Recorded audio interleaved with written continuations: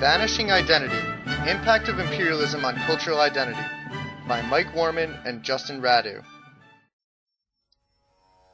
Prior to the British conquest of the southeastern Asian continent, one of the more popular items of clothing was known as a sari.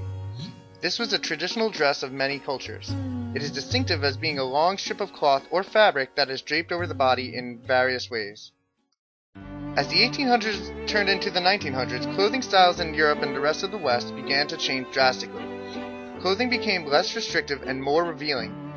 A little shop girl once said to me with a sigh, "I never really envied rich girls, except their ability to appear always immaculate, always dainty, exquisitely groomed in every respect." Innes H. Weed, The New York Times. As the European and Western styles changed, so did the fashion in their colonial spheres of influence. Saris became extremely revealing. If we start working from a position of strength that comes from drawing from our roots rather than aping Western designers, we will never go wrong. The West is learning that India is glamorous, and that sari is the sexiest garment in the whole wide world. Manish Malhotra, Indian fashion designer.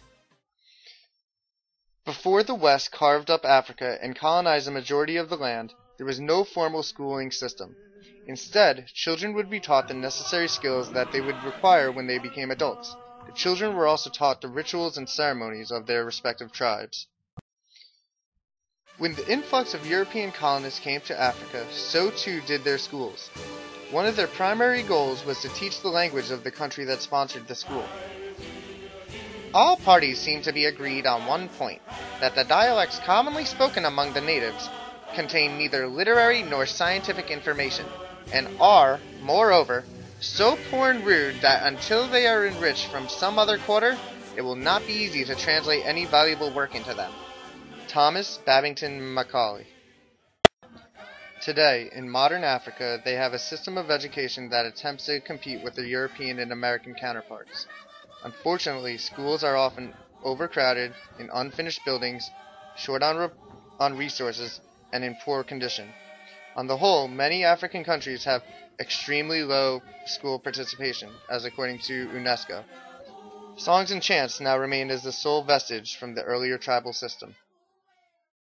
The arrival of Europeans would drastically alter the way Africans engaged in warfare. Prior to the arrival of European influence, African warfare was a sophisticated and strategic affair. Without question, the greatest sub-Saharan African military force was the Zulu nation.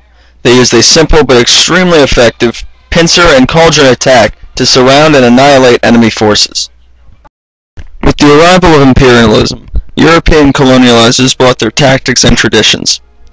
They recruited local troops led by European officers to defend their colonial possessions. African soldiers would prove to be among the most loyal and dedicated soldiers in the service of their nations, with Germans and Scaris fighting the longest campaign in the First World War, surrendering only after the war in Europe had ended. The impact of imperialism on the African community was vast and far-reaching. Prior to the arrival of Europeans, many inland Africans lived in close-knit nomadic communities.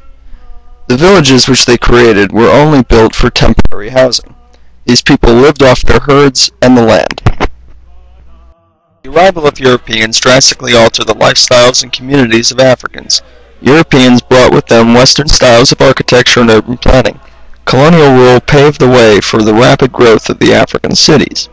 As cities expanded, migrant workers from inland Africa moved to the cities to find work, changing the traditional community life for Africans forever.